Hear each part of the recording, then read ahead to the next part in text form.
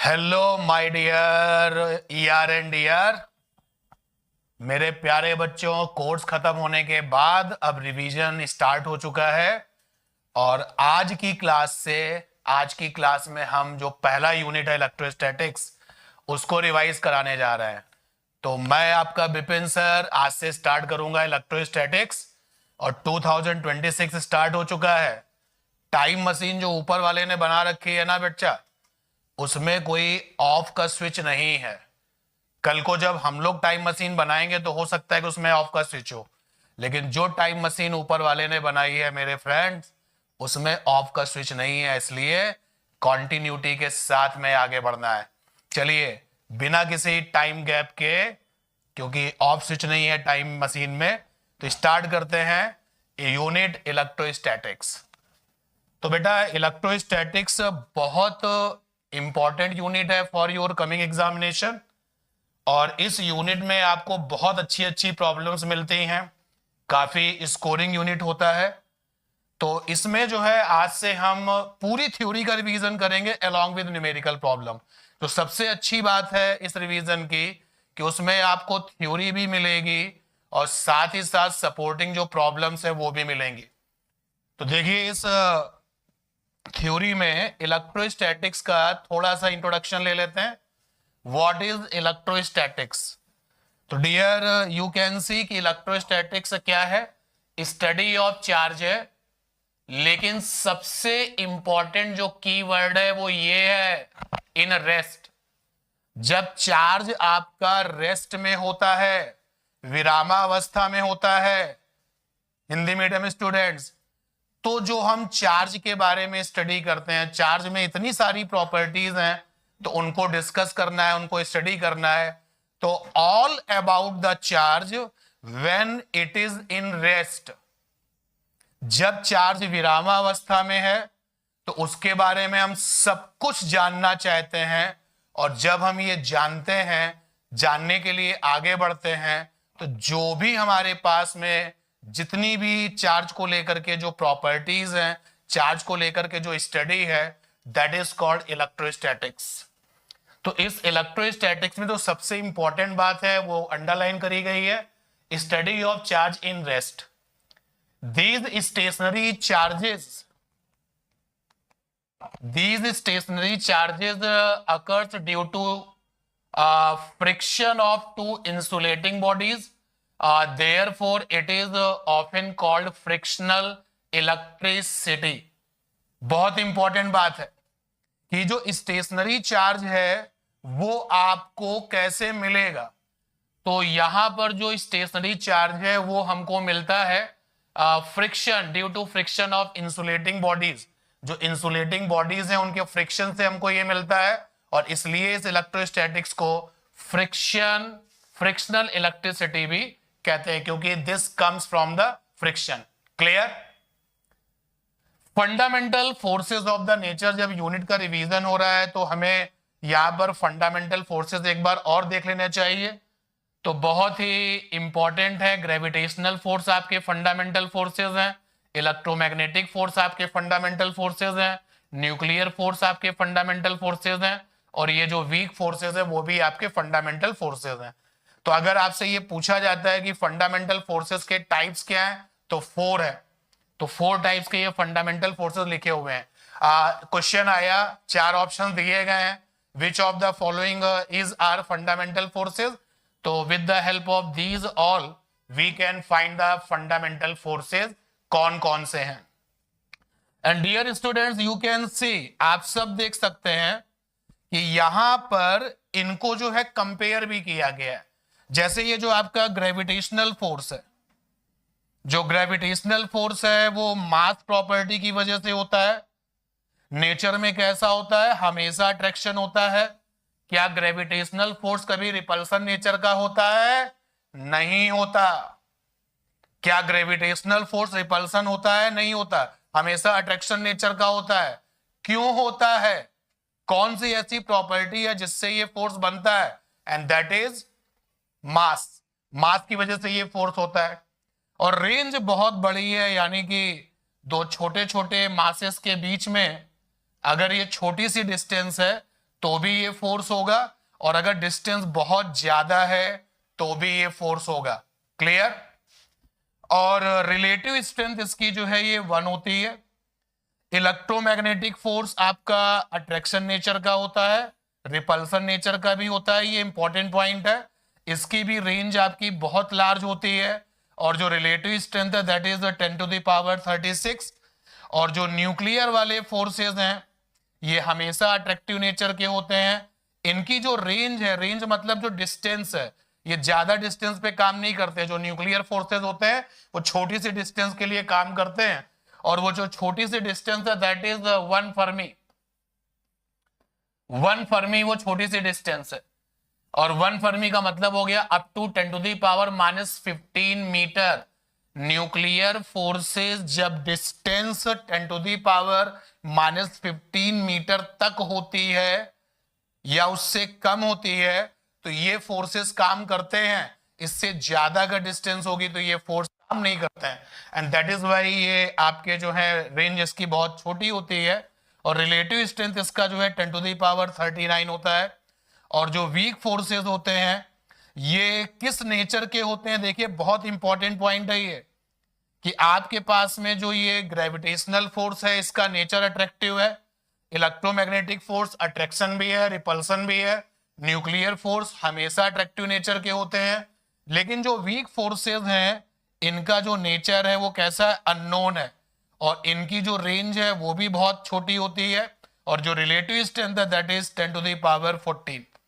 Clear ये है बात ये? और देखिए इंपॉर्टेंट पॉइंट्स यहां पर देखिए रिगार्डिंग ऑल दीज फोर्सेस। इस पर बेटा जो है आपका थ्योरेटिकल क्वेश्चंस बनेगा। तो इंपॉर्टेंट पॉइंट्स में जो भी इंपॉर्टेंट पॉइंट्स है about these forces, gravitational force जो है वीकेस्ट है, जबकि न्यूक्लियर फोर्स आपका स्ट्रॉन्गेस्ट है। ग्रेविटेशनल फोर्स और न्यूक्लियर फोर्स की अगर हम बात करें तो ये जो आपका न्यूक्लियर फोर्स है वो आपका स्ट्रॉन्ग फोर्स होता है। क्यों होता है ग्रेविटेशनल फोर्स वीकेस्ट? क्योंकि जब आप इसका फार्मूला अप्लाई करते हैं F = G capital G m1 m2/r², तो डियर कैपिटल G की वैल्यू क्या होती है 6.67 10⁻⁻11। तो यार जिस फार्मूले में 10⁻⁻11 आ रहा है वो फोर्स कैसा होगा, वीक ही होगा। तो ग्रेविटेशनल फोर्स और न्यूक्लियर फोर्स में ये आपका न्यूक्लियर फोर्स स्ट्रॉन्गेस्ट फोर्स है, जबकि आपका ग्रेविटेशनल फोर्स कैसा है, वीकेस्ट है। Nuclear force does not depend upon the charge. बहुत इंपॉर्टेंट कीवर्ड है, बहुत इंपॉर्टेंट ये बात है कि जो न्यूक्लियर फोर्स है वो चार्ज पर डिपेंड नहीं करता। बहुत इंपॉर्टेंट लाइन है ये, nuclear force does not depend upon the charge. It acts equally between the proton-proton and proton-neutron and neutron-neutron. Dear you all know कि जो न्यूक्लियर फोर्सेस है वो किसके बीच में लगते हैं, न्यूक्लियॉन्स के बीच में लगते हैं। न्यूक्लियॉन्स का मतलब क्या है कि हम प्रोटॉन्स की बात कर रहे हैं, न्यूट्रॉन्स की बात कर रहे हैं। प्रोटॉन्स के बीच में भी न्यूक्लियर फोर्सेस होंगे, प्रोटॉन न्यूट्रॉन के बीच में भी न्यूक्लियर फोर्सेस होंगे, और न्यूट्रॉन न्यूट्रॉन के बीच में भी न्यूक्लियर फोर्सेस होंगे। बहुत इंपॉर्टेंट लाइन है ये, बहुत इंपॉर्टेंट पॉइंट है कि न्यूक्लियर फोर्स चार्ज पर डिपेंड नहीं करते हैं। There are weak forces acting in the beta degradation in the radioactivity. तो जब हम रेडियो एक्टिविटी पढ़ते हैं तो बीटा रेडिएशंस, गामा, इनके बारे में हम बात करते हैं। और ए स्टेशनरी चार्ज, ये वाला पॉइंट फिर इंपॉर्टेंट है आपके कमिंग एग्जाम के लिए, कि जो स्टेशनरी चार्ज है वो प्रोड्यूस करता है electric field energy. Electric field energy while the moving charge produces electric as well as magnetic field। कई बार आपको एग्जाम में ये क्वेश्चन मिल चुका है कि if electric and magnetic field are coming तो चार्ज कैसा होगा, मोशन में होगा। और अगर चार्ज स्टेशनरी है तो उससे जो एनर्जी रिलीज होती है, जो एनर्जी निकलती है, that is called electric field energy. और ये जो पॉइंट नंबर 4 है, थर्ड के बाद 1820 में एक्सपेरिमेंट हुआ जिसमें ये वेरीफाई हो गई है बात कि स्टेशनरी वाला चार्ज एक एनर्जी रिलीज करता है और वो एनर्जी स्पीड ऑफ लाइट से ट्रेवल करती है, और ये जो एनर्जी रिलीज होती है स्टेशनरी चार्ज से, that is called electric field energy. During the revision of electrostatics when we discuss the electric field, तो और भी बातें इलेक्ट्रिक फील्ड एनर्जी के बारे में हम लोग करेंगे, विद्युत ऊर्जा के बारे में करेंगे। और मोशन वाला जो चार्ज है वो दोनों तरीके की एनर्जी फॉर्म करता है, इलेक्ट्रिक एंड मैग्नेटिक दोनों का combination, and that is why called the electromagnetic energy. Moving charge produces electric field as well as magnetic field, but does not radiate energy while uniform acceleration। कई बार आपको question मिलता है कि अगर motion वाला charge acceleration 0 के साथ है, अगर चार्ज मोशन कर रहा है उसमें त्वरण नहीं है, तो एक्सेलरेशन 0 है तो वो रेडिएशन का फॉर्मेशन नहीं करता, और अगर एक्सेलरेशन है तो इलेक्ट्रिक फील्ड भी आएगी, मैग्नेटिक फील्ड एनर्जी भी आएगी, और साथ ही साथ क्या आएगा, रेडिएशन भी आएगा। Accelerated charge produces electric field as well as magnetic field along with radiation energy. तो प्रॉपर्टीज ऑफ चार्ज में ये सारी प्रॉपर्टीज आपको in form of the questions मिलते हैं, तो जरूर इनको एक बार जरा ध्यान दीजिएगा। और इस पूरे के पूरे पेज में जितना जो कुछ भी है थ्योरेटिकल क्वेश्चंस बनेंगे बेटा, और थ्योरेटिकल क्वेश्चंस यहां होंगे तो आप टिक लगा पाओगे आंसर, क्योंकि थ्योरेटिकल क्वेश्चन को करने के लिए कोई फार्मूला तो लगाना नहीं है, थ्योरी अच्छे से किया होगा तो वो फिर क्लिक करेगा कि ये आंसर है। आगे देखते हैं चार्ज, बात करते हैं चार्ज की। इलेक्ट्रोस्टैटिक्स में हम स्टेशनरी चार्ज के बारे में बात करेंगे। चार्ज क्या होता है भाई, ये देखिए, property of substance by virtue of which, property of substance by virtue of which it can repel or attract other charge substance.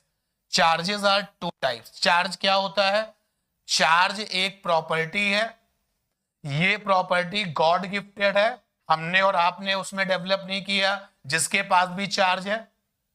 तो जो प्रॉपर्टी गॉड गिफ्टेड है यानी कि वो इंट्रिंसिक प्रॉपर्टी है, तो हम यहां पर ये भी लिख सकते हैं कि charge is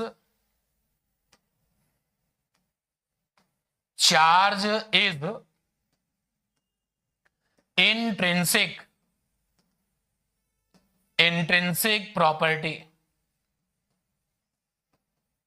of some fundamental particles like electron and protons। इलेक्ट्रॉनों में ये प्रॉपर्टी मिली थी, प्रोटॉनों में भी ये प्रॉपर्टी मिली थी, और ये प्रॉपर्टी जो है इंट्रिंसिक प्रॉपर्टी थी, गॉड गिफ्टेड थी। और इस प्रॉपर्टी की वजह से due to this charge property ये नोटिस किया गया कि एक चार्ज दूसरे चार्ज के साथ में इंटरेक्शन करता है, या तो वो अट्रैक्शन का इंटरेक्शन होता है या फिर कैसा होता है, रिपल्सन का होता है, या तो उनके इंटरेक्शन का जो फोर्स है वो प्रतिकर्षण होता है या फिर कैसा होता है, आकर्षण होता है। तो और ये जो बात नोटिस की गई कि चार्ज प्रॉपर्टी की वजह से एक चार्ज दूसरे चार्ज के साथ में इस तरीके का इंटरेक्शन करता है, रिपल्सन वाला या फिर अट्रैक्शन वाला, तो if I am not wrong तो इस प्रॉपर्टी को सबसे पहले जो नोटिस किया था विलियम गिलबर्ट ने इसको नोटिस किया, विलियम गिलबर्ट ने इसको नोटिस किया। और जो डिवाइस यूज करी गई थी that is TBD, torsion balance device. तो with the help of this device ये नोटिस किया गया कि जिन लोगों के पास में चार्ज प्रॉपर्टी होती है उस प्रॉपर्टी की वजह से एक चार्ज दूसरे चार्ज के साथ स्ट्रॉन्ग इंटरेक्शन करता है, बहुत तगड़ा सा फोर्स लगाता है, that depends upon the situations कि वो रिपल्सन होगा या फिर अट्रैक्शन होगा। और चार्ज को जब ये ऑब्जर्वेशन किया गया तो चार्ज स्टूडेंट्स दो तरीके के होते हैं, ये एक पॉजिटिव चार्ज होता है और दूसरा कैसा होता है, नेगेटिव चार्ज। अभी नेगेटिव चार्ज भी आपको वहां पर मिलेगा। कौन थे जिन्होंने ये चार्ज के टाइप्स बताए थे? चार्ज दो तरीके का होता है। Franklin was the man. Franklin कि चार्ज दो तरीके का होता है, पॉजिटिव चार्ज होता है और नेगेटिव चार्ज होता है। जहां पर पॉजिटिव चार्ज होगा वहां पर इलेक्ट्रॉनों का नंबर कम होगा, and that is why you can से हमें पॉजिटिव चार्ज ला दो, मतलब इलेक्ट्रॉनों के नंबर को कम कर दो। हमें नेगेटिव चार्ज चाहिए, मतलब इलेक्ट्रॉनों के नंबर को बढ़ा दो। मतलब इलेक्ट्रॉन्स जो है वो केवल और केवल रेस्पॉन्सिबल हैं फॉर द इलेक्ट्रिफिकेशन। किसी के ऊपर, किसी बॉडी पर, किसी ऑब्जेक्ट पर अगर चार्ज आएगा तो इलेक्ट्रॉन्स विल बी रेस्पॉन्सिबल। और इसलिए क्वेश्चन है यहां पर कि इलेक्ट्रिफिकेशंस के लिए कौन रेस्पॉन्सिबल है। इलेक्ट्रिफिकेशंस का मतलब हो गया कि जिसमें चार्ज प्रॉपर्टी आती है वी से कि वो इलेक्ट्रीफाइड है, उसके अंदर इलेक्ट्रिफिकेशन है। तो जो इलेक्ट्रिफिकेशन की जो रेस्पॉन्सिबिलिटी है वो इलेक्ट्रॉनों की है। जहां पर ज्यादा हो जाएंगे वहां पर नेगेटिव चार्ज आ जाएगा, और जहां पर कम हो जाएंगे वहां पर पॉजिटिव चार्ज आ जाएगा। तो चार्जेस जो हैं वो दो तरीके के हैं, एक है आपके पॉजिटिव चार्ज और दूसरे हैं आपके नेगेटिव चार्ज।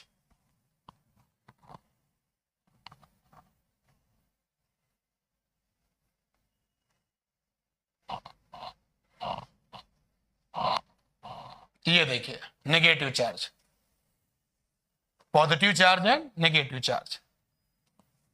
नेगेटिव चार्ज मतलब इलेक्ट्रॉन ज्यादा है, ये दिमाग में बिठाओ, गलती नहीं करनी है, मतलब इलेक्ट्रॉन ही रिस्पॉन्सिबल है। और यहां पर कुछ इंपॉर्टेंट पॉइंट्स हैं आपके लिए। Only electrons is responsible for a substance to be charged and not the protons. Dear, electron ही जिम्मेदार हैं चार्ज के लिए, प्रोटॉन नहीं है।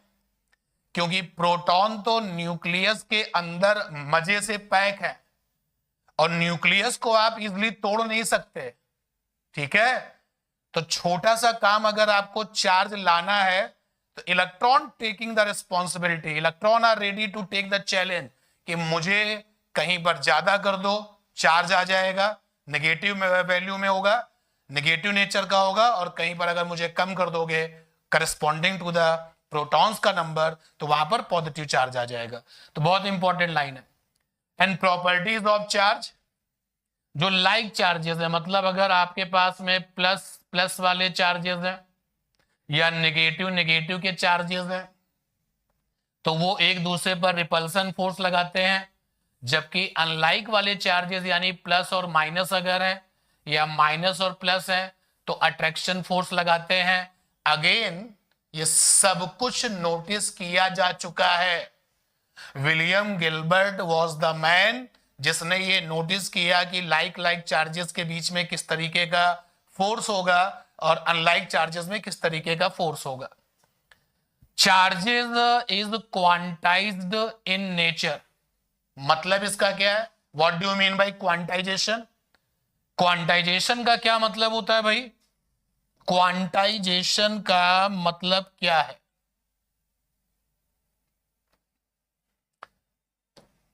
अगर किसी का स्मॉलेस्ट आइडेंटिकल वैल्यू पता है, स्मॉलेस्ट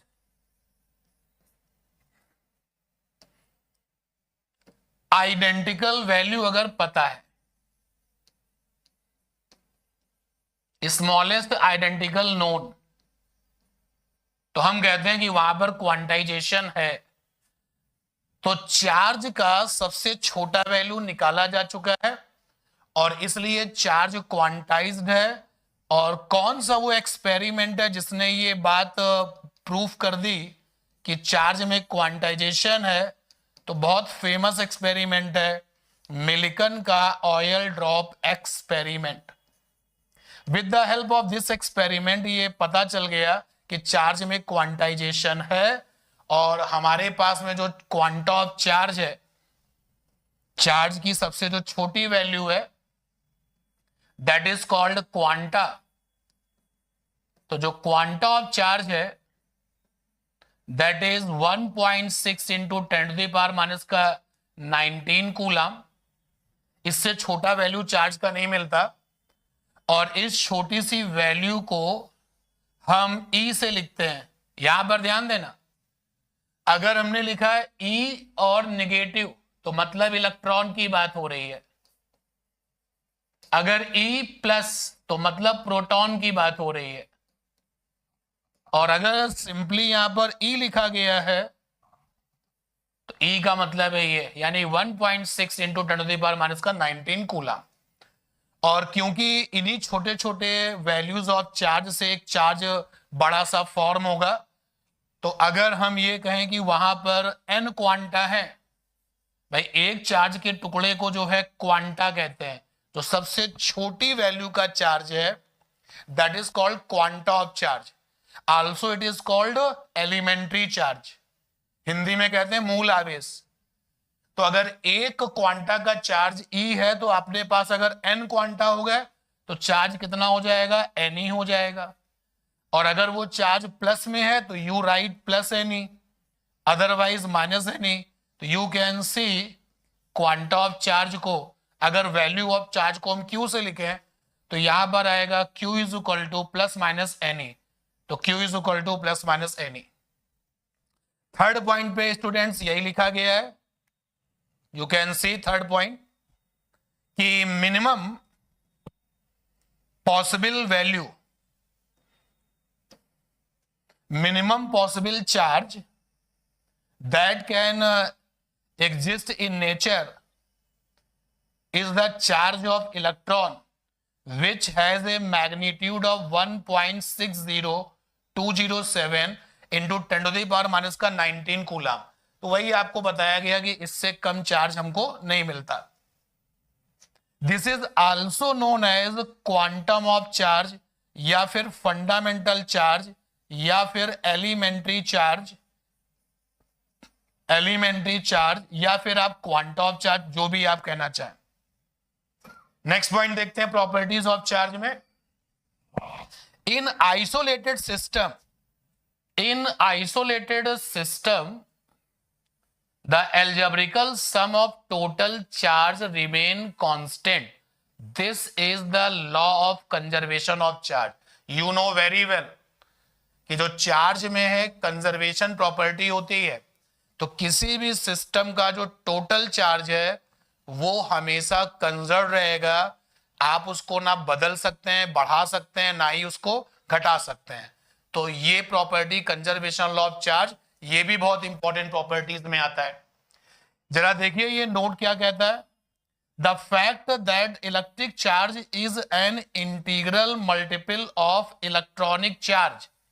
इलेक्ट्रॉनिक चार्ज वही स्मॉल e की जो वैल्यू थी दैट इज 1.6 इंटू 10⁻⁻19 कूलम, इसको एलिमेंट्री चार्ज कहा जाता है। इस वैल्यू को, इसको क्वांटा ऑफ चार्ज भी कहते हैं, इसको फंडामेंटल चार्ज भी कहते हैं, इसको एलिमेंट्री चार्ज भी कहते हैं, इसको इलेक्ट्रॉनिक चार्ज भी कहते हैं। तो जो पॉइंट हम लोगों ने भी डिस्कस किया था, जो क्वांटाइजेशन है, वो मिल्कन ने बताया था। तो यहाँ पर वही इंफॉर्मेशन आपको दी जा रही है, एक्सपेरिमेंटली प्रूव्ड बाय द मिल्कन। और यूनिट ऑफ चार्ज, जो SI यूनिट ऑफ चार्ज है दैट इज कूलम। कूलम को एम्पियर इंटू सेकेंड भी कहा जाता है, कूलम या फिर एम्पियर इंटू सेकेंड, ये चार्ज का SI यूनिट है। अब कूलम ने कुछ ऐसा काम किया है जिससे कि उनको ये रिस्पेक्ट दी गई है। तो आपको बताएं, जो टॉरिसन बैलेंस डिवाइस है जिससे ये चार्ज के बारे में बहुत सारी चीजें पता चली थी कि चार्ज नाम की कोई प्रॉपर्टी होती है। मिल्कन के गिलबर्ट के एक्सपेरिमेंट में गिलबर्ट ने ये सब नोटिस किया था। तो जो टॉरिसन बैलेंस डिवाइस है उसमें कूलम का रोल है, और इसीलिए उनकी रेस्पेक्ट को वहां पर काउंट किया गया कि भाई आपने बहुत अच्छा काम किया है टॉरिसन बैलेंस डिवाइस बना करके। तो चार्ज का जो SI यूनिट है वो आपका कूलम है, एम्पियर इंटू सेकेंड भी है। तो ये दोनों इसके SI यूनिट है। अगर आप कूलम के नाम के आगे स्टैटिक लगा दो या स्टैट लगा दो। तो स्टैटिक कूलाम जो है वो चार्ज का सीजीएस यूनिट है। अगर आप इसमें लिखना चाहते हो तो स्टैट या स्टैटिक एम्पियर इनटू सेकेंड, ये आपका सीजीएस यूनिट ऑफ चार्ज हो जाएगा। तो ये हो जाएगा सीजीएस यूनिट ऑफ चार्ज। ईएसयू इस तरीके से भी यूनिट को लिखा जाता है, सीजीएस यूनिट ऑफ चार्ज को ईएसयू। और ये बड़ा इंपॉर्टेंट रिलेशन है आपके लिए, कन्वर्जन के लिए बहुत इंपॉर्टेंट है कि 1 coulomb is equal to 3 into 10⁹ ESU होते हैं। एक कूलाम में कितने ईएसयू होते हैं? और 1 कूलाम ईएमयू जो है वो भी चार्ज का यूनिट है, इलेक्ट्रोमैग्नेटिक यूनिट है। अदर यूनिट ऑफ चार्ज में ये आएगा, मतलब ये ना तो सीजीएस का पार्ट है ईएमयू और ना ही एसआई का पार्ट है, तो ये अदर यूनिट में आएगा। तो EMU is also the unit of charge और 1 कूलाम इज इक्वल टू होता है 1/10 ईएमयू। इसके अलावा भी आपको चार्ज की यूनिट्स में पता है कि फैराडे चार्ज का यूनिट है और 1 फैराडे इज इक्वल टू होता है 1 फैराडे इज इक्वल टू है 96500 कूलम। 96500 कूलम 1 फैराडे में इतना चार्ज होता है। एम्पियर इनटू आवर्स भी चार्ज का यूनिट है। तो all these are the other units of the charges. तो यहां पर अब जितना हम लोगों ने पढ़ लिया है उसको देखते हुए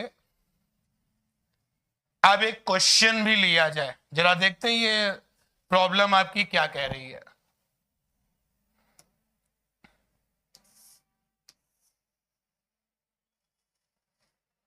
देखिए क्या है question. 2 spheres of same metals in all respect, मतलब अगर आप साइज के बारे में कुछ सोच रहे हैं तो साइज भी सेम है और मटेरियल प्रॉपर्टी तो सेम है। यहां पर are taken, one is given a positive charge of Q coulomb and other is given the same but the negative charge, which sphere will have a higher mass। यहां पर solution भी है लेकिन आप थोड़ा सा टाइम लीजिए और ये बताइए कि अगर 2 स्फेयर हैं, मान लेते हैं एक स्फेयर ये है और एक स्फेयर हमारे पास में ये है, सब कुछ सेम है, मतलब डायमेंशन जो है, मतलब साइज जो है वो सेम है, मेटल मटेरियल प्रॉपर्टी सेम है।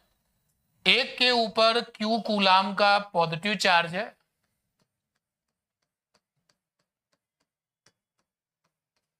पहले नहीं था अब है, पहले स्फेयर था अब उस पर Q कूलाम का पॉजिटिव चार्ज है, और दूसरे पर Q कूलाम का नेगेटिव चार्ज है।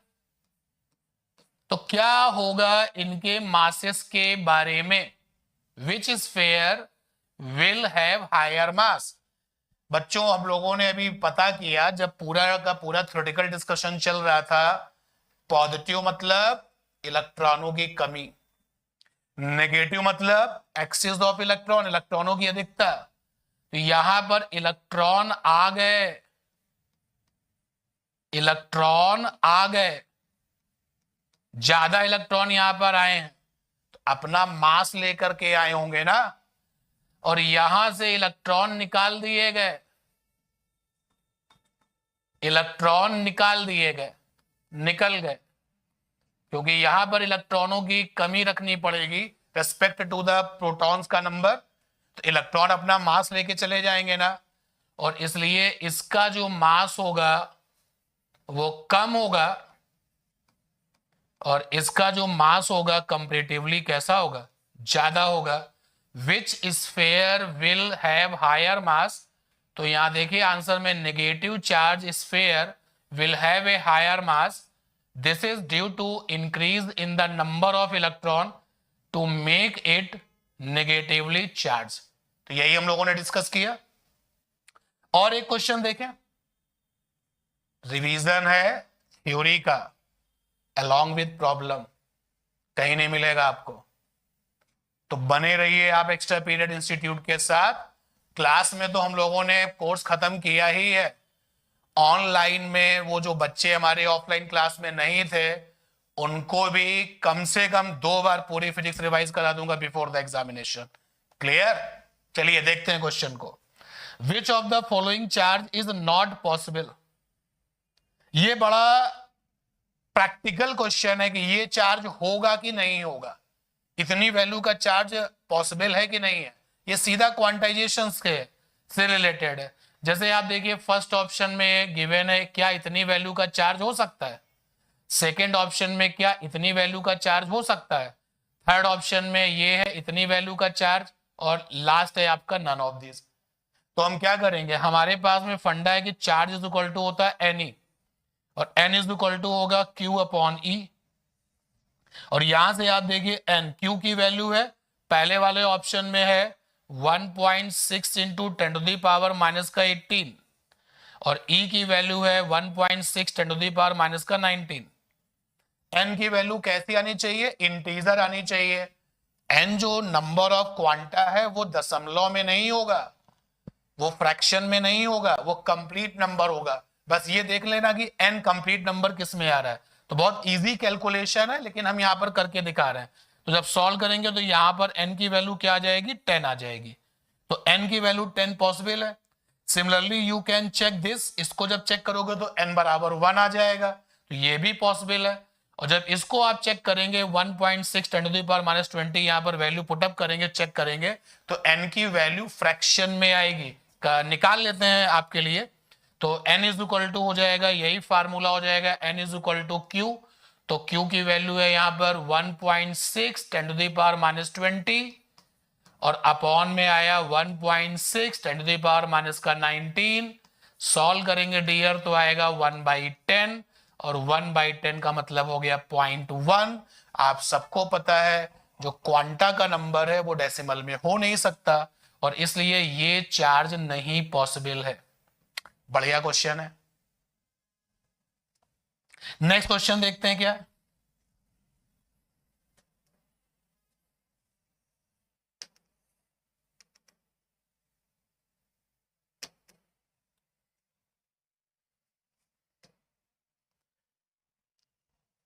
How many electrons are present in 1 coulomb charge. एक कूलम चार्ज में कितने इलेक्ट्रॉन हैं। ये डियर ऐसी प्रॉब्लम है ना जो किसी की गलत नहीं होने वाली है, चाहे वो किसी भी तरीके से किसी भी स्टैंडर्ड की पढ़ाई कर रहा है। इतना फेमस है, कितना 6.25 10 टू द पावर 18 याद रहता है। तो कीप इन माइंड कि 1 कूलम चार्ज में कितने इलेक्ट्रॉन्स होते हैं, 6.25 10 टू द पावर 18 इलेक्ट्रॉन।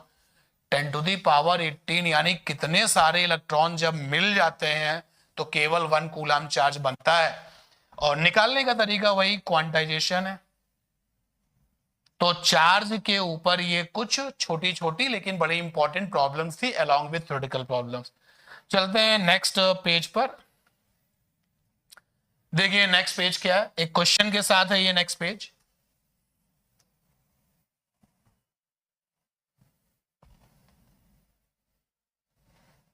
ये बढ़िया क्वेश्चन है यार। देखिए नेक्स्ट क्वेश्चन क्या है।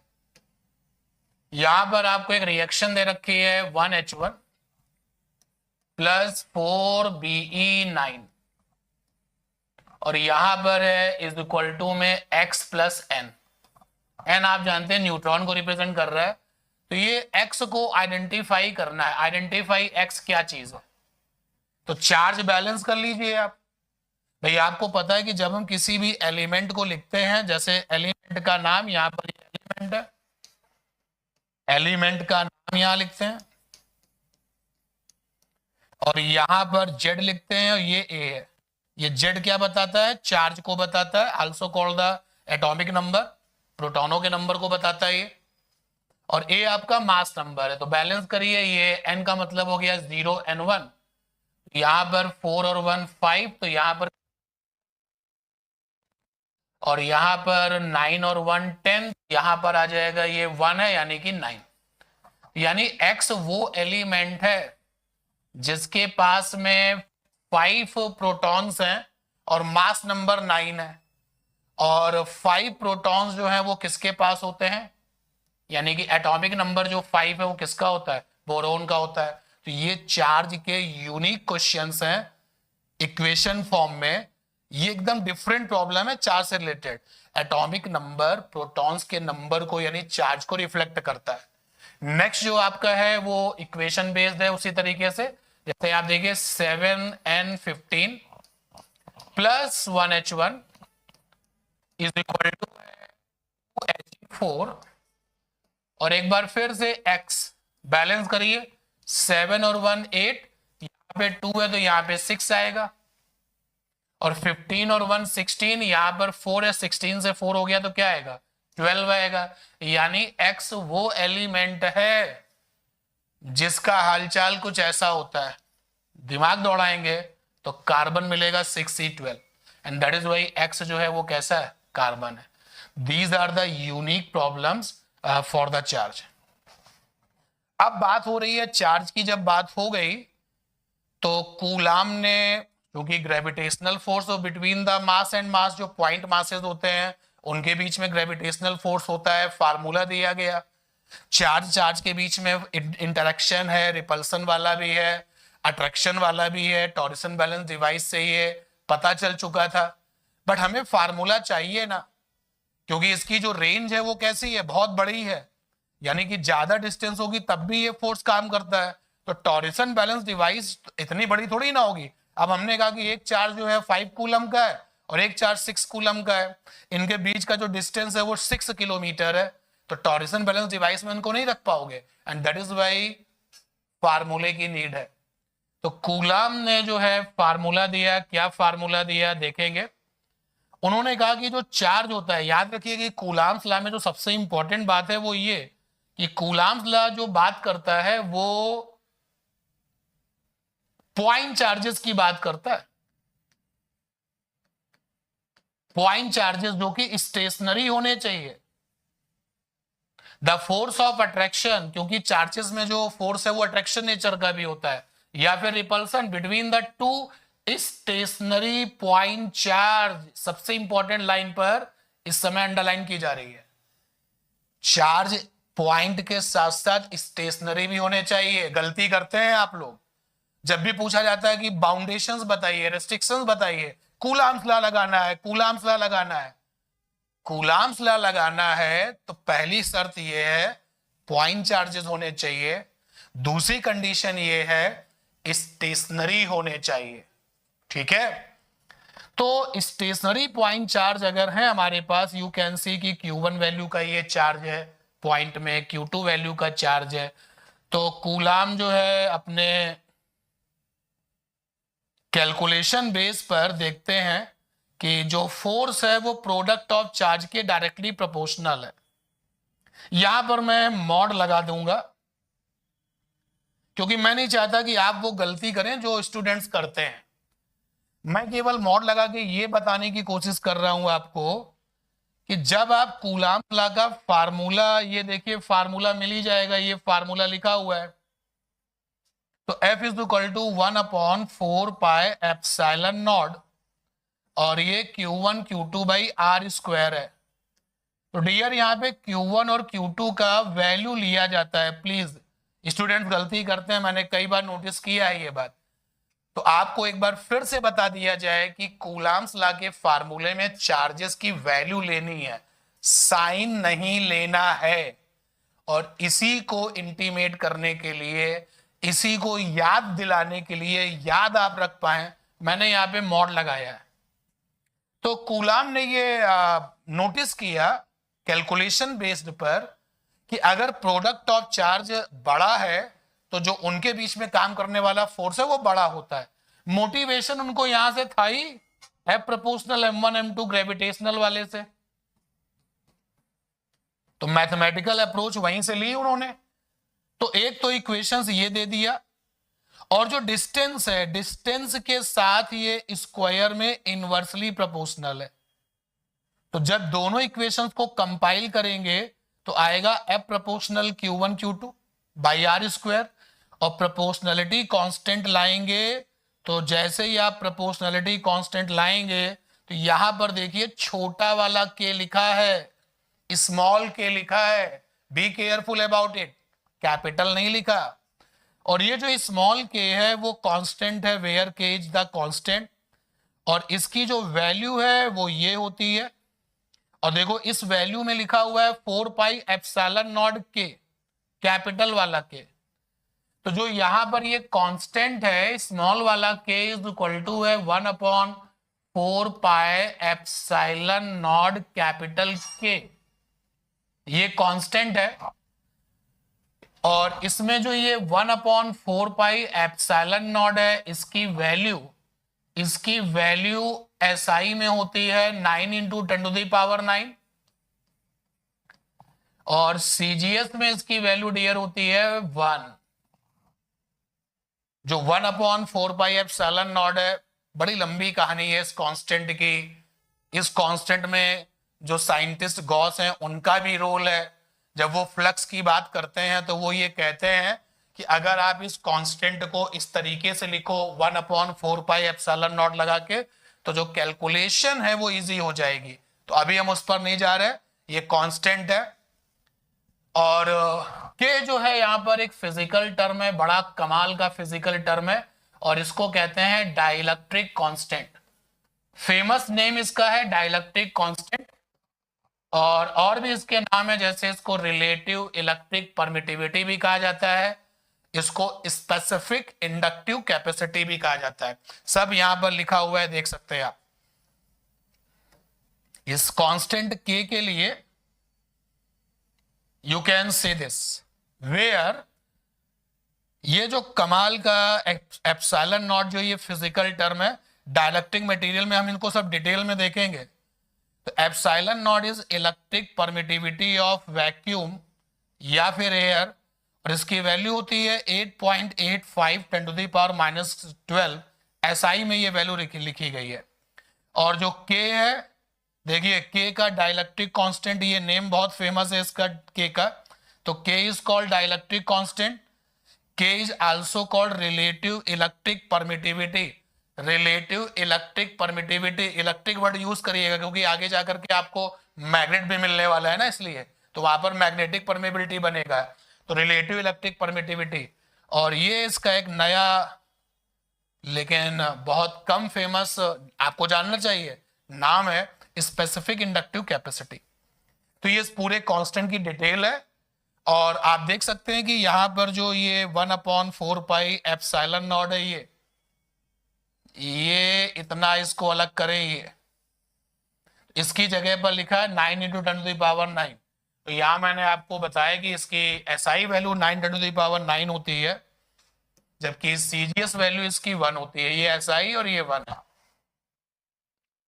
न्यूटन्स लॉ ऑफ पार्टिकल, वही मैंने कहा था कि जो कूलाम्स लॉ आया उसके पीछे न्यूटन की इंस्पिरेशन, यानी न्यूटन ने जो काम किया था वो रेस्पॉन्सिबल था, कूलाम ने वहीं पर हेल्प ली और ये फार्मूला बना के आपको दिया। कूलाम्स लॉ इज, एक बार फिर से नोट में देखते हैं क्या लिखा है। Coulomb's law is applicable to the point charges only. Point charges, charge अगर बॉडी पर है ना, मटेरियल पर अगर चार्ज है तो उसको कहते हैं कॉन्टिन्यूअस चार्ज। चार्ज अगर बॉडी पर है, बॉडी पर चार्ज, तो बेटा वो पॉइंट नहीं होता। बॉडी पर अगर चार्ज है तो कहलाता है कॉन्टिन्यूअस चार्ज। और चार्ज अगर पार्टिकल पर है तो वो पॉइंट चार्ज। इसको ऐसे भी समझ सकते हैं, जिसके पास चार्ज है उसका अपना कोई डायमेंशन नहीं है, उसका कोई शेप और साइज नहीं है, उसका कोई आकार नहीं है, या फिर जो शेप और साइज है वो इतना कम है कि हम उसको इग्नोर कर रहे हैं, तो पार्टिकल हो गया, पॉइंट चार्ज हो गया। और अगर बॉडी है, शेप एंड साइज है, ज्योमेट्री है, तो वो आपका कॉन्टिन्यूअस चार्ज हो गया। तो वही लिखा है कि coulomb's law is applicable to the point charges only, but it can be applied for the distributed charges also. तो ये जो कॉन्टिन्यूअस चार्ज है, हमें पता है कि चार्ज छोटे छोटे क्वांटा से मिलकर के बना है। तो जब ये चार्ज किसी बॉडी पर जाएगा तो छोटे छोटे क्वांटा का डिस्ट्रीब्यूशन हो जाएगा। अब ये डिस्ट्रीब्यूशन भी दो तरीके से होता है, यूनिफॉर्मली होता है, नॉन यूनिफॉर्मली होता है, आगे देखेंगे। तो कुल मिलाकर के अगर बॉडी वाला चार्ज है और बॉडी वाला चार्ज किसी अदर चार्ज पर जो फोर्स लगाएगा उसकी भी बातें हम करेंगे। बट ये जो आपके सामने कूलाम्स लॉ लिखा हुआ है, ये वाला कूलाम्स लॉ इस लुक में, इस फॉर्म में, this is applicable only for the point charge. अगर आप बॉडी चार्ज का फोर्स निकालना चाहते हैं कि बॉडी चार्ज किसी चार्ज पर कितना फोर्स लगाता है, अगर ये आप निकालना चाहते हैं तो हम क्या करेंगे, हम कूलाम्स लॉ को ही थोड़ा सा मॉडिफाई कर देंगे। मॉडिफाई करके जो रूल बनेगा वो बॉडी चार्ज के लिए काम करेगा। बट एक्चुअली जो कूलाम्स लॉ है जो सामने लिखा हुआ है वो applicable for the point charges.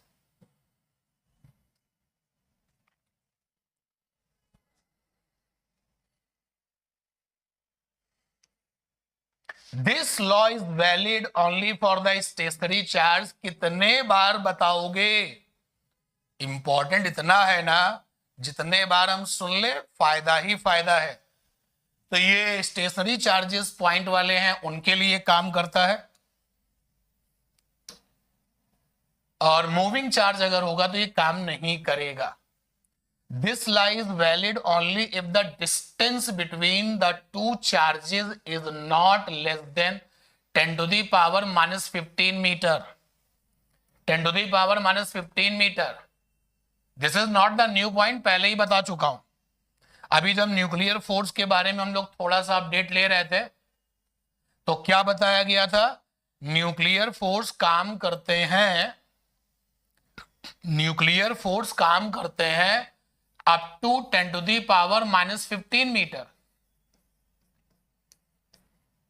तो 10 to the power -15 मीटर या उससे कम पर न्यूक्लियर फोर्स काम कर रहे हैं वहां, और न्यूक्लियर फोर्स बहुत मजबूत है।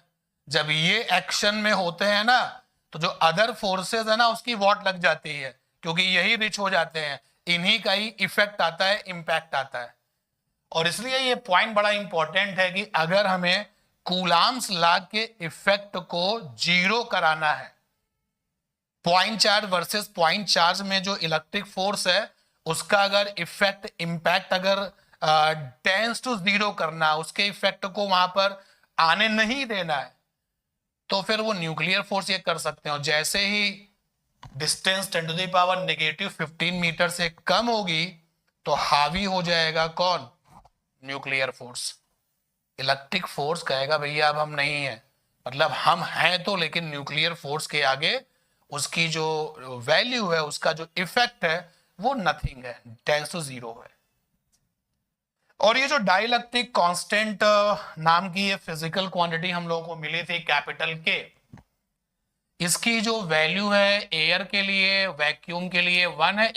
एयर के लिए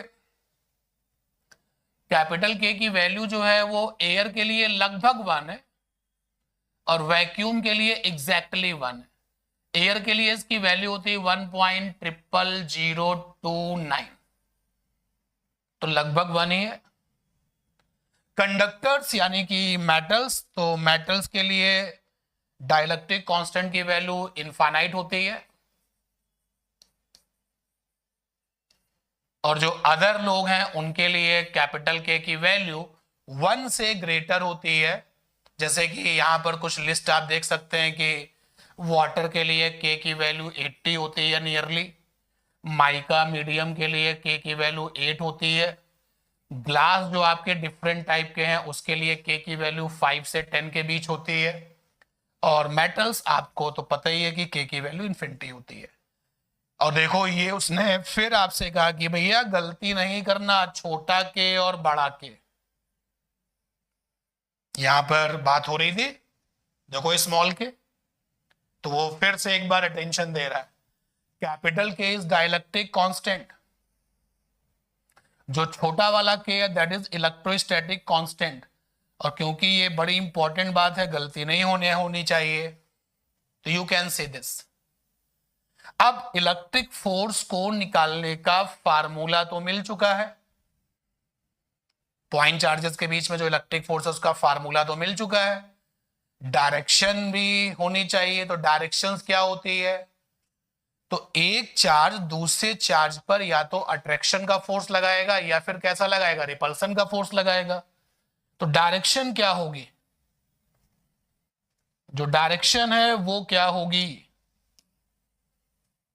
आंसर है इलेक्ट्रिक फोर्स जो लगता है point charges versus point charges. तो जो डायरेक्शन है that is along the straight line joining both the charges. Repeat करते हैं, डायरेक्शन दोनों चार्जेस को मिलाने वाली लाइन के अलोंग है। डायरेक्शन दोनों चार्जेस को मिलाने वाली लाइन के अलोंग है। जैसे मान लीजिए कि एक चार्ज ये वाला है पॉइंट में Q1 और ये A है, पॉइंट A पर रखा हुआ है, and this is the another charge Q2, ये B है, A भी प्लस वाला, B भी प्लस वाला। A वाले ने B वाले को रिपल्सन दिया, धक्का दिया, और B वाले ने A वाले को भी रिपल्सन दिया, ये देखिए। तो डायरेक्शन कैसी हो गई, डायरेक्शन हो गई दोनों को मिलाने वाली लाइन के अलोंग, इधर से उधर और उधर से इधर, उधर से इधर। तो डायरेक्शन ऑफ फोर्स जो है that is along the straight line joining the both charges. अच्छा, अगर हम रिपल्सन की जगह पे अट्रैक्शन ले लें तो भी कॉन्सेप्ट में इफेक्ट नहीं आएगा। चलिए करके देखते हैं एक बार। मान लेते हैं ये वाला चार्ज जो है वो प्लस है, नाम इसका M है, and this one is negative, इसका नाम N है। तो इस प्लस वाले ने माइनस वाले पर अट्रैक्शन लगाया, ये अट्रैक्शन फोर्स, और माइनस वाले ने भी प्लस वाले पर अट्रैक्शन फोर्स लगाया। एक बार फिर से डायरेक्शन कैसी है, दोनों को मिलाने वाली लाइन के अलोंग। देखते हैं ये क्या कहते हैं।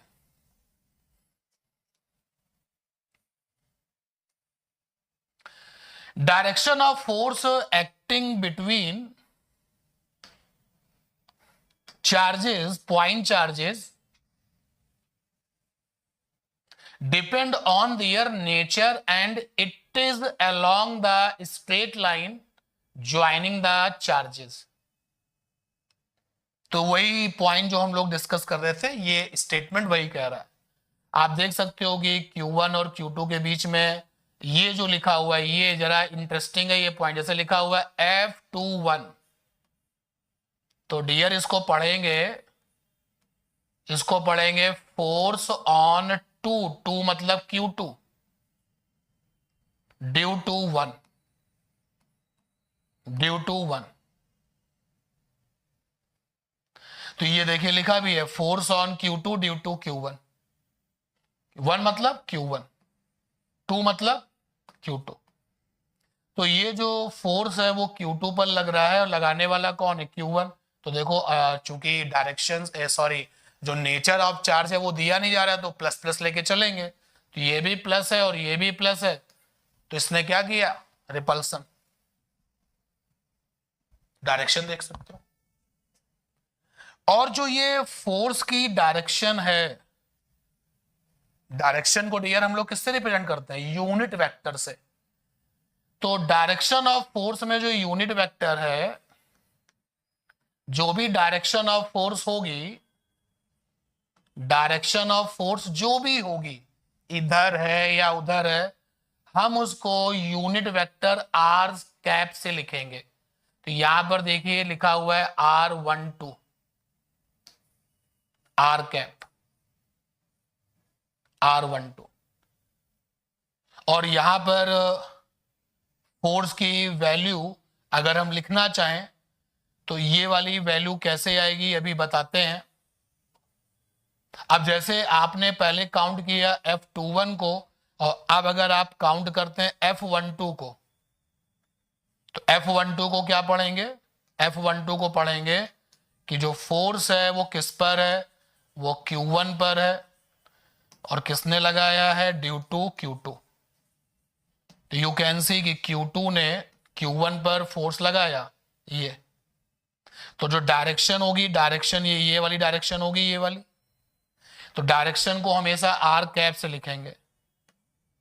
यहां पर जो आर कैप है उसको 21 लिखा गया है, और यहां पर जो आर कैप है उसको 12 लिखा गया है। तो इसको भी हम लोग देखेंगे, बट अभी हम बात कर रहे हैं कि जो फोर्स है उसकी डायरेक्शन क्या है। तो जनरल वे में ये है, अगर आप म्यूचुअली काउंट करोगे, इसने उस पर फोर्स लगाया, उसने इस पर फोर्स लगाया, तो जो डायरेक्शन है वो दोनों को मिलाने वाली लाइन के क्या है? अलोंग है। ठीक है, यहां पर आप देखिए ये आर कैप के बारे में। अभी आप इससे परेशान मत होना भाई, आप केवल सिंपली मेरी इस बात को जाने और समझें कि जो भी डायरेक्शन है फोर्स की, तो डायरेक्शन होगी तो वहां पर यूनिट वेक्टर होगा, तो हम वहां पर आर कैप यूनिट वेक्टर को लाएंगे। अब कब हमें R12 लिखना है, कब हमें R21 लिखना है, इस पर बात हो जाएगी। तो यहां पर जो आर कैप है वो यूनिट वेक्टर है। मैं इस पॉइंट पर आता हूं, ये पॉइंट जब हम लोग vector form of Coulomb's law की बात करेंगे तो आई विल एक्सप्लेन कि R21 और R12 क्या होता है। यहां पर देखिए क्या लिखा है, values of Q1 Q2 are put with sign while using this formula. ये पॉइंट सही नहीं है, no this is not true. आप जब भी फोर्स की बात करते हैं तो आप जो है कभी भी चार्ज की वैल्यू साइन के साथ नहीं लेते हैं। प्लीज इस गलती को मत करिएगा, यहां पर भी ये एरर है यहां पर। तो आप हमेशा वैल्यू रखते हैं, ठीक है ना। अब कुछ इंडियन ऑथर जो हैं, जब रिपल्सन फोर्स होता है तो निकालने के बाद में उसको प्लस साइन कन्वेंशन से, और अगर अट्रैक्शन फोर्स होता है तो उसको निगेटिव साइन कन्वेंशन से कुछ इंडियन ऑथर ये साइन लगाते हैं। आप ये गलती मत करिएगा जो ये इन्होंने यहां पर की है, कट कर दिया ये यहां पर। नेक्स्ट पॉइंट चलते हैं, नेक्स्ट। अब हमने फोर्स जान लिया, और फोर्स जानने के बाद में कि इलेक्ट्रिक फोर्स जो है वो पॉइंट चार्जेस के लिए काम कर रहा है।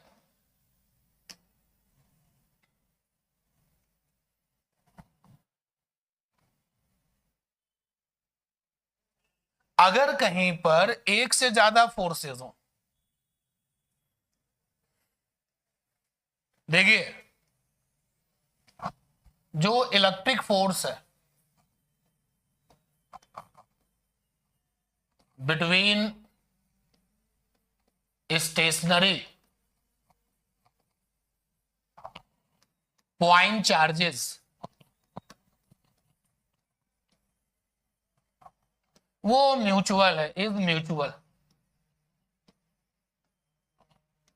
मतलब इधर से उधर, उधर से इधर,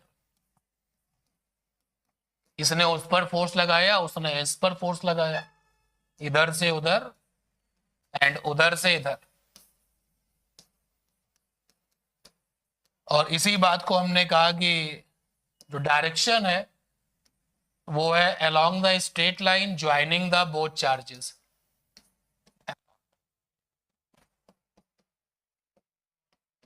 joining both charges, joining both charges, ये तो बात हो चुकी है। बट अब हम क्या करेंगे कि हम अपने रेस्पेक्ट में किसी एक के रेस्पेक्ट में बात करेंगे कि भाई हम इस चार्ज की वजह से उस चार्ज पर फोर्स निकालेंगे।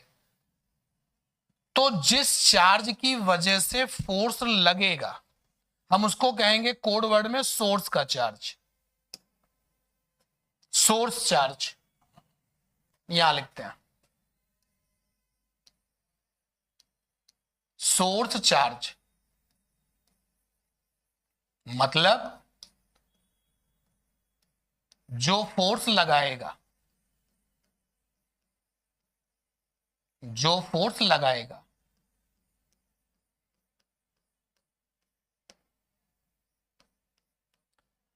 और जिस चार्ज पर फोर्स लगेगा that will be test charge. Test charge जिस पर फोर्स लगेगा, at which force take place. हमें यह पता है कि वो म्यूचुअल है, हमें यह पता है कि डायरेक्शन इधर से उधर है, उधर से इधर है, लेकिन यार हम आगे जाने वाले हैं, प्रिंसिपल ऑफ सुपरपोजिशन पर जाने वाले हैं, जहां पर हम वेक्टर के फंडे अप्लाई करेंगे। और वेक्टर में जो डायरेक्शन है वो कैसी होती है, स्पेसिफिक होती है, and that is why reference to me, मैं वहां पर चार्ज को देख रहा हूं, मैं वहां पर फोर्स देख रहा हूं, तो मैं डिसाइड कर लेता हूं कि भाई ये मेरा सोर्स है, ये टेस्ट है, और उसी के रेस्पेक्ट में हम बात करेंगे। तो सोर्स जो फोर्स लगाएगा, टेस्ट जो फोर्स खाएगा। और एनसीईआरटी कहती है कि अगर आप फोर्स का सिंबल लिखेंगे एफ, तो यहां पर पहले आप टेस्ट का नाम लिखेंगे और फिर सोर्स वाले चार्ज का नाम लिखेंगे। अभी इसके जस्ट पहले वाले पेज पे हमने ये काम किया था, चलते हैं पीछे पेज पर। ये देखिए यहां पर लिखा ना F12, तो एनसीईआरटी कहती है कि आप जब फोर्स को लिखेंगे, फोर्स को रिप्रेजेंट करेंगे, तो पहले यहां पे टेस्ट चार्ज का नाम होगा, टेस्ट चार्ज का नाम होगा, name of test charge, then source charge होगा, सोर्स चार्ज का नाम होगा। बहुत इंपॉर्टेंट पॉइंट है ये। अगर हम लोग कूलाम्स लाइन वेक्टर फॉर्म केवल फार्मूले में नहीं, उसकी अगर न्यूमेरिकल प्रॉब्लम भी आपको करनी है, तो यहां से ही स्टार्ट हो जाता है पॉइंट। और सोर्स चार्ज क्या होता है ये देख चुके हैं, यहां पर देखो बताया मैंने, बड़ी इंपॉर्टेंट बात है ये। What is source charge and what is test charge, ये देखिए, जो फोर्स लगाएगा वो है सोर्स चार्ज। नोट्स अगर आपके नहीं बने हैं, क्योंकि कूलाम्स लॉ में अगर हम देखें, बीइंग ए टीचर, मैं अगर ये नोटिस करूं कि कहां प्रॉब्लम आ रही है, तो vector form of coulombs law तो याद हो गया, निकाल भी लेते हैं, डेरिवेशंस भी हो जाता है, लेकिन जब न्यूमेरिकल करने बैठते हैं तो डायरेक्शंस गलत हो जाती है, कभी कुछ गलत तो कभी कुछ गलत। अगर आपको हमारे साथ रिवीजन में ये गलती नहीं करनी है तो लिसन केयरफुली।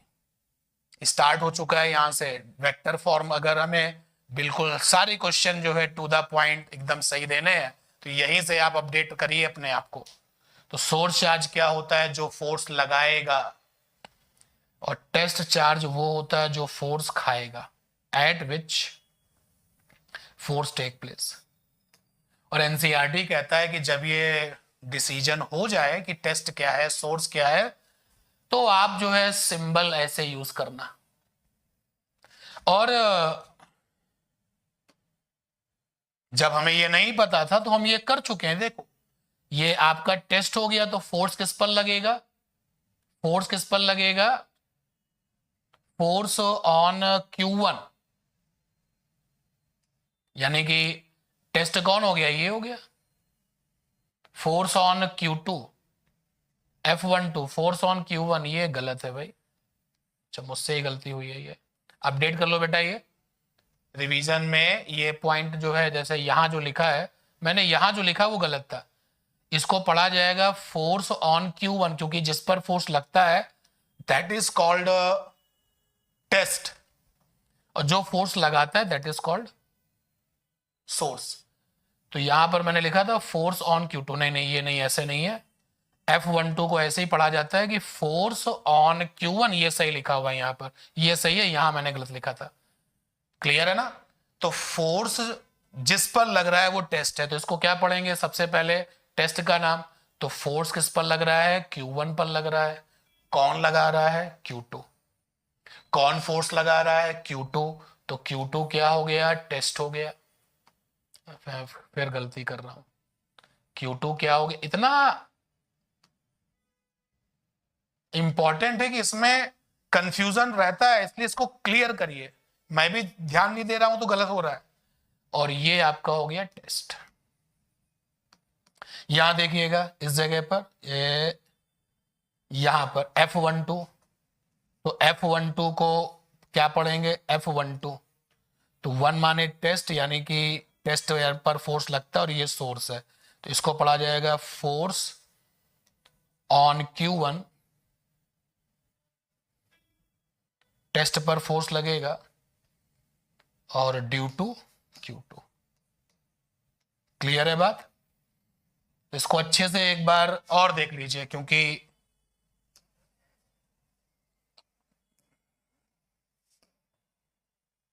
अगर ये गलत हो जाएगा तो फिर आगे प्रॉब्लम बहुत आएगी।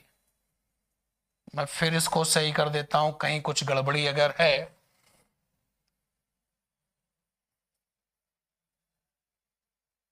तो उसको यहां सही कर लिया जाए।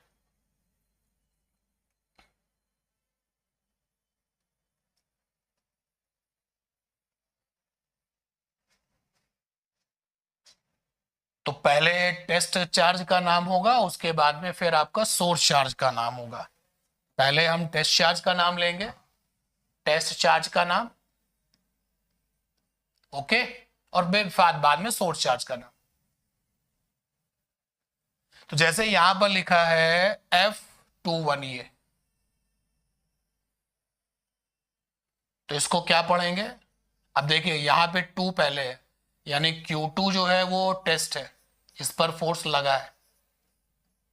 अब मैं गलती नहीं करूंगा, Q1 यहां पर आपका सोर्स है, इसने फोर्स लगाया है, तो ये आ गया फोर्स ऑन Q2। मुझे लग रहा है पहले तो मैंने वो सही लिखा था, मैं दूसरे वाले को ध्यान दे रहा था। चलिए कोई बात नहीं, इसको ऐसे पढ़ेंगे। अब देखिए ये F12 है ये,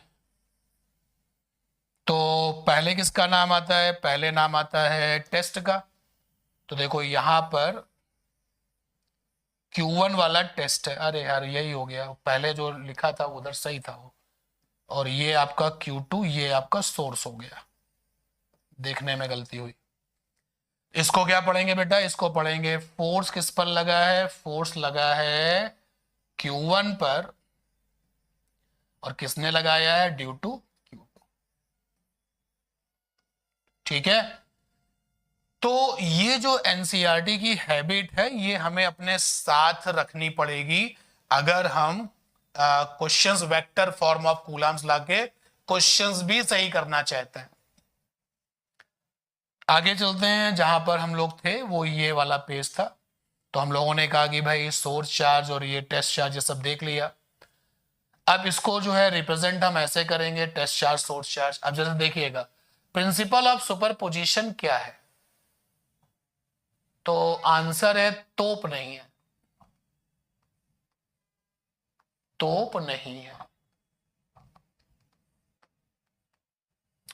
जब भी हम रिजल्टेंट की बात करते हैं, 2 या 2 से ज्यादा, तो कहीं पर हमको रिजल्टेंट निकालना है और हमें वेक्टर का समेशन मेथड लगाना पड़ता है, वेक्टर का समेशन मेथड। तो that is called principal of superposition. और आपको एक बात बताएं कि प्रिंसिपल ऑफ सुपरपोजिशन को आप ये ना सोचना कि केवल ये वेक्टर में ही लगेगा।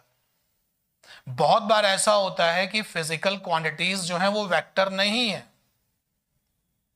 इसके बाद भी हम प्रिंसिपल ऑफ सुपरपोजिशन अप्लाई करते हैं। जैसे आप देखिए, जब हम लोग एसी ऑल्टरनेटिंग करंट की बात करते हैं तो वहां पे अगर हम करंट का टोटल निकालते हैं तो भी हम प्रिंसिपल ऑफ सुपरपोजिशन की ही बात करते हैं।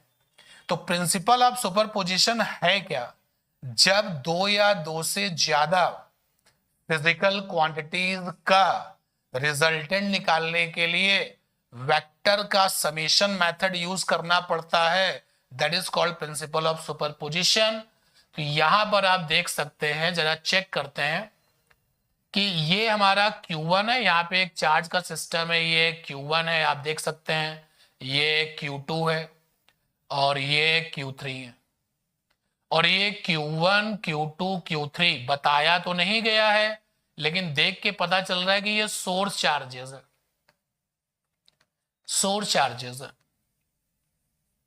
और ये सारे लोग मिल करके इस चार्ज पर फोर्स लगा रहे हैं, ये वाला चार्ज। तो जिस पर फोर्स लगा रहे हैं वो टेस्ट है। तो Q1 वाले ने इसको क्या किया? रिपल किया। तो देखो ये डायरेक्शन ऑफ फोर्स है। अब इन्होंने इस फोर्स को F1 लिख लिया है वेक्टर में, और Q2 वाले ने भी इसको जो है क्या किया? रिपल किया। एनसीईआरटी के अकॉर्डिंग तो ऐसे लिखना चाहिए। तो अगर मैं इसको लिखूं तो पहले टेस्ट का नाम फिर सोर्स का नाम, लेकिन इसने डायग्राम में F1 से लिख दिया है, तो ठीक है, F1 सही। और ये F2 हो गया, ये वाला जो है F3 हो गया। तो यहां पर इस चार्ज पर फोर्सेस लग रहे हैं। अब जब इस चार्ज पर फोर्सेस लग रहे हैं तो नेट फोर्स कैसे निकलेगा? कॉमन सेंस की बात है, वेक्टर समेशन मेथड लगेगा। तो यहां पे टोटल फोर्स, सभी फोर्सेस का वेक्टर समेशन। इसका एक डायग्राम मैं और भी एक्स्ट्रा में बना दूं।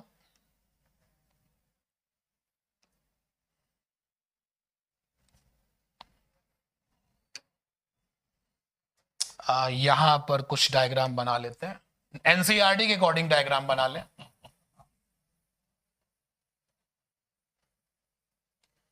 हमारे पास में दो से ज्यादा चार्जेस हैं। जैसे मान लेते हैं ये चार्ज है, दैट इज ए, प्लस है। ये चार्ज है, ये भी प्लस है। ये चार्ज है सी, ये माइनस है। ये चार्ज डी, ये प्लस है। ये चार्ज है ई, ये भी मान लेते हैं प्लस है। और ये सारे के सारे चार्जेस जो हैं वो सोर्स हैं। रेफरेंस टू मी, मैंने कहा कि ये सारे चार्ज सोर्स हैं, ये फोर्स लगाएंगे। और जिस पर फोर्स लगाएंगे वो ये वाला चार्ज है और इसका नाम है P। और P भी कैसा है? मान लेते हैं P नेगेटिव है। ध्यान से देखना, वो जो डायग्राम बना हुआ है उसी के अल्टरनेट में डायग्राम और बना रहे हैं एनसीईआरटी को फॉलो करते हुए। तो डायरेक्शन देखेंगे और डायरेक्शन के साथ फोर्स लगाएंगे, देखेंगे। तो भाई सोर्स चार्ज फोर्स लगाते हैं। तो कई बार मैंने ये भी नोटिस किया है कि बच्चों में डायरेक्शन अगर हम पूछते हैं क्या है तो गलती कर देते हैं। एक तरीका बता रहा हूं, ध्यान से सुन लेना, कभी गलती नहीं होगी। जब भी आपको इलेक्ट्रिक फोर्स का स्पेसिफिक डायरेक्शन निकालना हो, हमेशा सोर्स चार्ज से पूछ लेना, कभी गलती नहीं होगी। क्या ये लिखना पड़ेगा? तो मैं लिख भी देता हूं, गलती नहीं चाहिए। डायरेक्शन ऑफ फोर्स गलत नहीं होगा, बैकबोन है, ये गलत हो गया तो पूरी की पूरी एफर्ट जो है वेक्टर फॉर्म ऑफ कूलम्स ला के जो न्यूमेरिकल है उसमें जीरो हो जाएगी। क्या बता रहा हूं आपको? Direction of force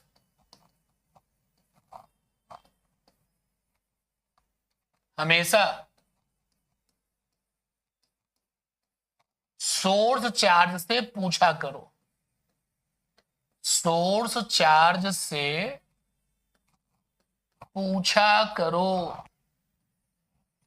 always ask source charge कि भाई डायरेक्शन बता दो मुझे।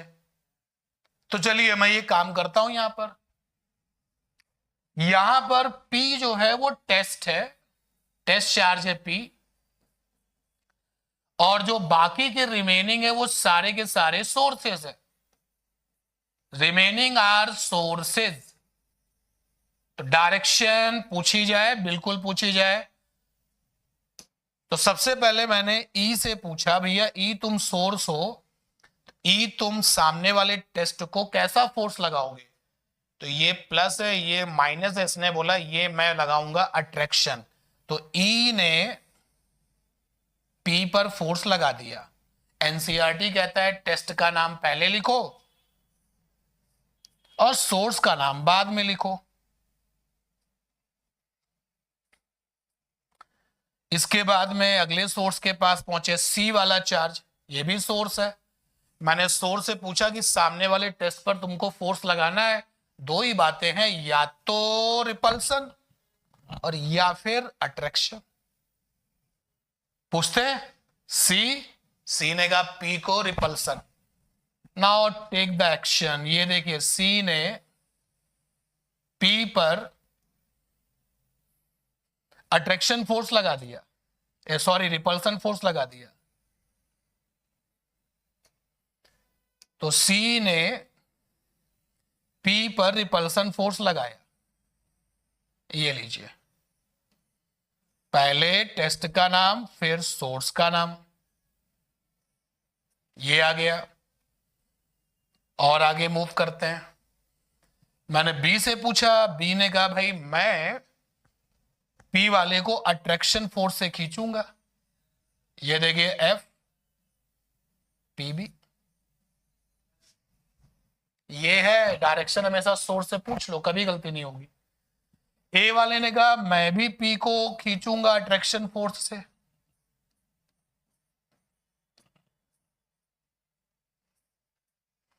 डी ने कहा मैं भी अट्रैक्शन फोर्सेस को खींचूंगा।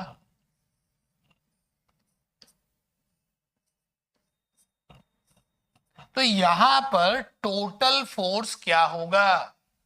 प्रिंसिपल ऑफ सुपरपोजिशन कहता है सभी फोर्सेस का वेक्टर समेशन। तो यहां पर जब आप टोटल फोर्स निकालेंगे तो जितने भी फोर्सेस यहां पर है सबका वेक्टर समेशन। तो पहला फोर्स है F P E plus F P B plus F P A plus F P D plus F P C. I open है, सारे फोर्सेस ले लिए। कितने हैं? 1 2 3 4 5, 1 2 3 4 5। यही है प्रिंसिपल ऑफ सुपरपोजिशन। अब इसके आगे क्या करते हैं, टोटल कैसे निकलेगा? तो when we have a numerical problem तो उसको भी देखेंगे करके। Principle of superposition coulomb's law follow करता है। यहां पर आप देखिए एक क्वेश्चन है इस पर, प्रिंसिपल ऑफ सुपरपोजिशन पर।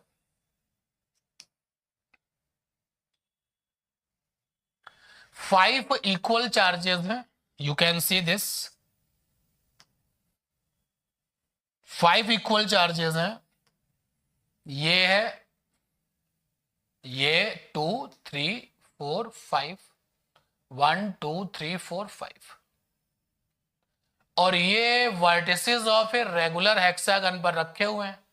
रेगुलर का मतलब होता है कि उस हेक्सागन की सारी साइड्स बराबर होंगी और सेंटर भी, उस रेगुलर हेक्सागन का सेंटर भी साइड से इक्वल डिस्टेंस पर होता है। What will be the resultant force on A charge capital Q placed at the centre of A hexagon? तो यहां पर आपका सेंटर है, यहां पर कैपिटल क्यू रखा हुआ है, इस जगह पर कैपिटल क्यू चार्ज रखा हुआ है। कितना फोर्स होगा? तो ये सारे लोग सोर्स बन गए, 1 2 3 4 5, और ये आपका टेस्ट बन गया। तो यू कैन सी कि जितने भी फोर्सेस यहां पर लगेंगे, जैसे ये वाला चार्ज इस पर फोर्स लगाएगा, मैं दिखाता हूं उस फोर्स को। ये देखिए, क्योंकि साइन दिया नहीं गया तो सब प्लस होंगे। तो देखो ये फोर्स लगेगा रिपल्सन, और इधर से ये वाला चार्ज भी इस पर फोर्स लगाएगा। दोनों फोर्सेस वैल्यू में कैसे होंगे? इक्वल होंगे। जब आप फार्मूला लिखेंगे F is equal to small K Q1 Q2, तो Q1 में स्मॉल q है, Q2 में ये सेंटर पे रखा हुआ कैपिटल Q है, और जो डिस्टेंस है सेंटर से, जो ये डिस्टेंस होती है अगर वो r है, तो all the corners of a regular hexagon have equal distance from the centre. तो अगर आपका ये रेगुलर हेक्सागन बना दूं मैं यहाँ पर ये, तो ये अगर r डिस्टेंस है तो ये भी r डिस्टेंस होगी, ये भी सब r डिस्टेंस होगी।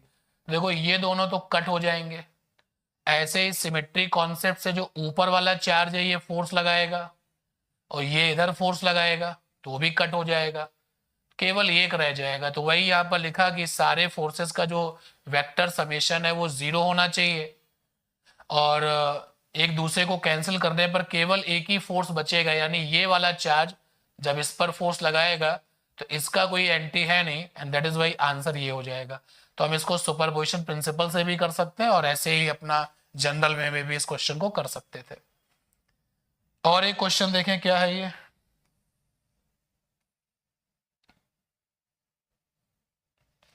क्वेश्चन नंबर 6 नंबर है ये। Q1 ने Q2 पर F फोर्स लगाया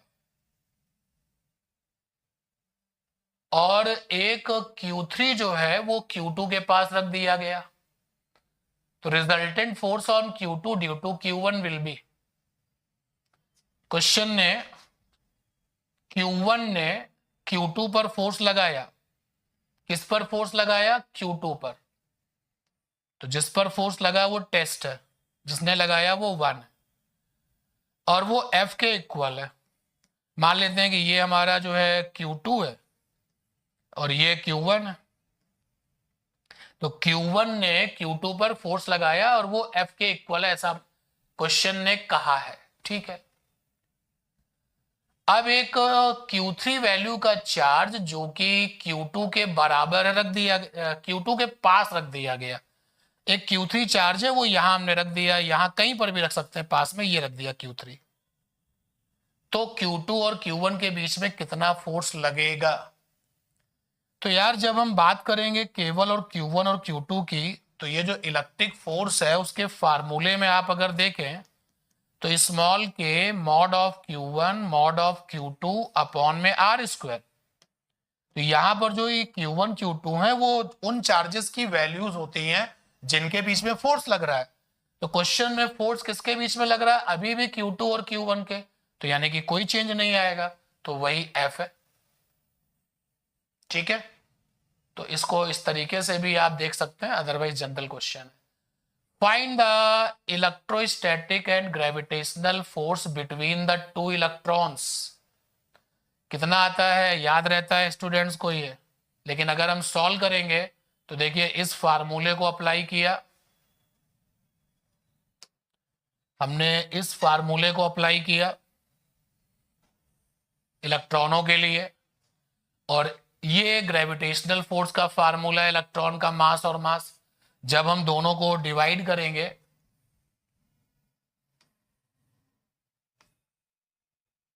तो ऐसा क्वेश्चन है जो याद रहता है। प्लीज ये क्वेश्चन एग्जाम में आएगा तो याद रहता है स्टूडेंट्स को, इतना कॉमन क्वेश्चन है।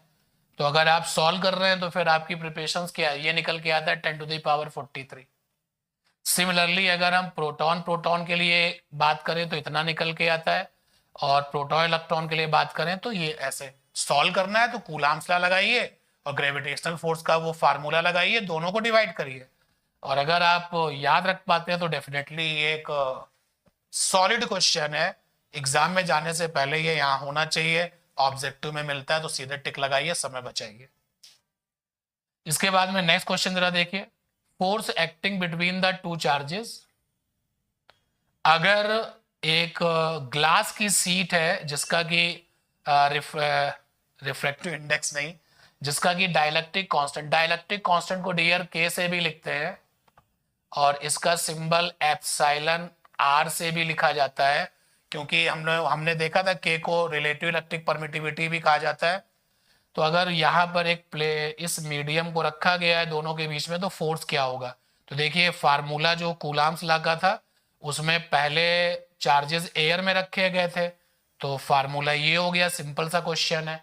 जब मीडियम में रखे जाएंगे तो फार्मूला ये हो गया, दोनों को डिवाइड किया, रिजल्ट ये आ गया। और क्या बताएं, आपको पता है ये छोटी सी बात कि बहुत सारे बच्चों को याद है F air upon F medium is equal to K/1। यहां पर एफ एयर अगर एफ है क्वेश्चन में और मीडियम में ग्लास आया है, K की वैल्यू 6 आई है, तो ये आ गया F medium is equal to F/6। ये पूरी डिटेल में कर रहे हैं, करने दीजिए इनको, बट हम लोग तो कुछ कर सकते हैं ना, सीधा रिजल्ट आ गया।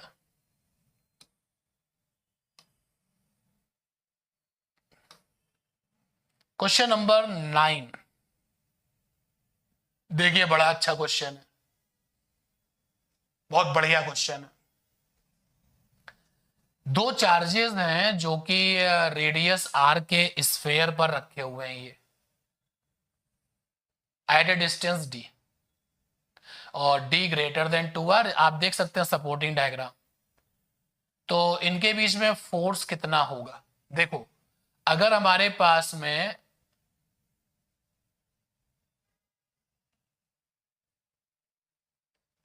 एक चार्ज मान लेते हैं Q1 है, पॉइंट वाला है, और दूसरा चार्ज ये Q2 है, और इनके बीच की जो डिस्टेंस है d, ध्यान देना ये अभी पॉइंट वाले चार्जेस हैं, मैंने ऐसा सपोज किया है कि पॉइंट चार्जेस हैं, और पॉइंट चार्जेस Q1 और Q2 जो है d डिस्टेंस पर रखे हुए हैं।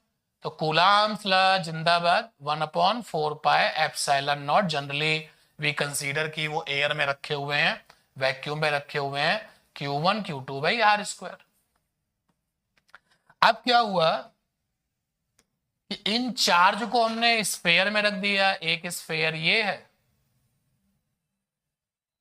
और एक स्फेयर ये है।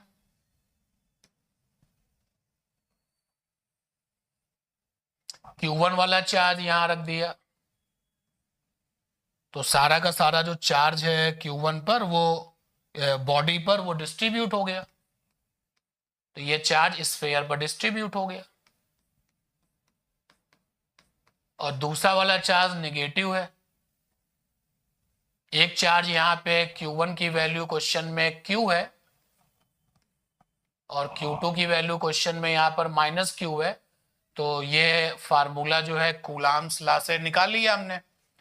अब यहां पर जो है आपका Q है और दूसरे वाले स्फेयर पर भी चार्ज रखा गया है -Q। ये अब दोनों के जो सेंटर हैं वो d डिस्टेंस पर हैं, ये d डिस्टेंस पर सेंटर है। जैसे ही ये दोनों स्फेयर पास में लाएंगे, पास इन द सेंस कि अभी हमने जब चार्ज डिस्ट्रीब्यूट किया है तो ये आइसोलेटेड था, ये स्फेयर अकेला था, ये अकेला था, ये एकदम अलग अलग थे कहीं पर। तो सारा का सारा चार्ज जो है बराबर बराबर डिस्ट्रीब्यूट हो गया। अब मैंने कहा चलो दोनों के बीच में फोर्स लगना है, तो दोनों के बीच में फोर्स लगना है, तो ये देखिए यहां पर आ गए, तो ये इधर वाला प्लस इधर वाला माइनस एक दूसरे को क्या करेगा, अट्रैक्शन से खींचेगा। तो इस वाले स्फेयर का चार्ज पोलराइज्ड होकर के देखो यहां पर आ गया, और इस वाले स्फेयर का जो चार्ज है वो पोलराइज्ड होकर के यहां पर आ गया। तो आपके ये दोनों के दोनों स्फेयर तो डिस्टेंस d पर है, लेकिन जो पोलराइज्ड वाला चार्ज है उनके बीच का जो डिस्टेंस है वो d से क्या हो गया, कम हो गया। तो यानी कि respect to initial distance d था, तो पहले r की वैल्यू d थी, अब जरा देखो दोनों चार्जेस के जो बीच का डिस्टेंस है वो d से क्या हो गया, कम हो गया। तो डिस्टेंस अगर कम हो गया तो फोर्स कंपैरेटिवली क्या हो जाएगा, ज्यादा हो जाएगा, और इसलिए आंसर ये होगा। और इसी सेम क्वेश्चन में अगर ये चार्ज प्लस प्लस वाले होते, यहां पर भी प्लस होता और यहां पर भी प्लस होता, अभी ये अकेले अकेले आइसोलेटेड है, तो देखो ये प्लस का डिस्ट्रीब्यूशन हुआ और ये दूसरे वाले पे प्लस का डिस्ट्रीब्यूशन हुआ। लेकिन जैसे ही आपने इनको फ्री करा कि जाइए फोर्स लगाइए, तो भाई इधर वाले स्फेयर का जो चार्ज है, इधर वाले स्फेयर का जो चार्ज है रिपल करके ये पोलराइज्ड हो जाएगा इधर और ये पोलराइज्ड हो जाएगा इधर, तो एक्चुअली उनके सेंटर के जो बीच का जो डिस्टेंस है वो तो d है, लेकिन चार्ज के जो बीच का डिस्टेंस है वो d से क्या हो गया, बड़ा हो गया, और डिस्टेंस ज्यादा हो गया तो फोर्स क्या हो गया, कम हो गया। न्यूमेरिकल की दुनिया का फेमस क्वेश्चन है। कब आपको कौन सा ऑप्शन टिक लगाना है इस पे ध्यान देना। तो देखो ये लिखा हुआ है नोट कि in the example above example अगर दोनों चार्ज प्लस हो जाते तो ऑप्शन कौन सा होता, थर्ड हो जाता। थर्ड का मतलब ये लेस वाला, क्योंकि अब जो डिस्टेंस है वो क्या हो जाएगी, ज्यादा हो जाएगी। तो ये हम लोगों ने फोर्स की आज बात कर ली है। अभी फोर्स में बहुत सारा काम है, तो धीरे धीरे एक एक पॉइंट को हम लोग यहाँ पर काउंट करेंगे। तो ये इतना जो आपको रिवाइज कराया गया है, इसके आगे आई विल कंटिन्यू। मिलते हैं नेक्स्ट क्लास में। Thank you everyone, thank you. सब रिवाइज कराएंगे, परेशान मत होना।